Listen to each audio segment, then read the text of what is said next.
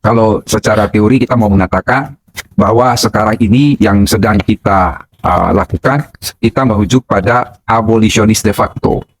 Abolisionis de facto itu sudah sejak dulu berlaku di Belgia. Dalam KUHP baru itu ruhnya itu abolisionis de facto. Ada ketentuan pidana mati, tetapi kemudian ada syarat-syarat yang begitu berat untuk melaksanakan eksekusi terhadap pidana mati. Memang pidana mati ini selalu menimbulkan kontroversi. Itu sebabnya mengapa misalnya di Amerika sampai saat ini kan pidana mati itu belum dihapus di seluruh negara bagian, masih dilaksanakan pidana mati. Kecuali di negara-negara Eropa yang memang sudah menghapuskan pidana mati. Kalau secara teoretik, pidana mati ini kan berkaitan dengan paham abolisionis dan paham retensionis. Paham retensionis ini punya dasar argumentasi yang kuat, ya.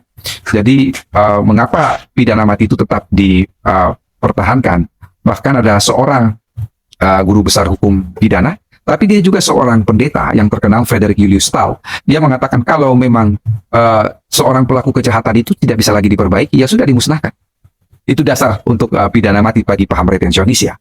Dan sebaliknya, bagi paham abolisionis yang ingin menghapuskan pidana mati, mereka juga punya dasar argumentasi yang sama kuatnya, bahwa memang tidak ada satupun manusia di dunia ini yang diberi hak untuk mencabut nyawa orang.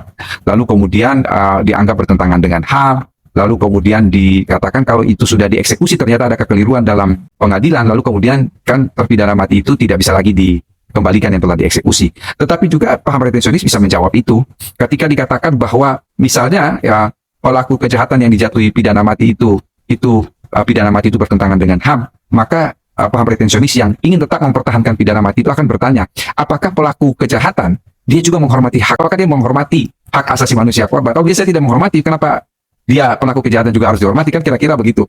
Jadi pasti ada sanggahan, pasti ada perdebatan antara kedua paham itu, lalu kemudian kita mencoba mencari titik tengah bagi pidana mati itu. Oke lah, pidana mati sebagai pidana khusus, jadi sekali lagi dia bukan pidana pokok, tetapi dia sebagai pidana khusus.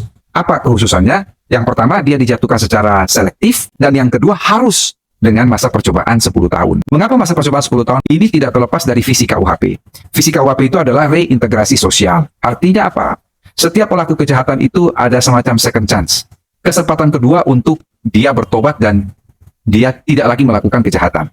Kalau seorang terpidana mati itu begitu jatuh pidana mati, lalu dia dieksekusi, pertanyaannya sederhana, mana visi reintegrasi sosial? Orang kalau sudah mati kan nggak mungkin lagi dia kembali ke masyarakat. Jadi kita merujuk kepada visi itu adalah reintegrasi sosial. Ketika masa 10 tahun itu dia berkelakuan baik, maka akan dirubah menjadi seumur hidup atau pidana penjara sementara waktu maksimum 20 tahun. Sebaliknya, kalau dalam masa tunggu itu misalnya, dia tetap mengendalikan peredaran narkoba dari dalam penjara, ya sudah eksekusi mati itu dilakukan. Bahkan kalau diperhatikan dalam pasal 102 KUHP itu dikatakan bahwa ketentuan lebih lanjut mengenai pidana mati ini akan diatur oleh undang-undang.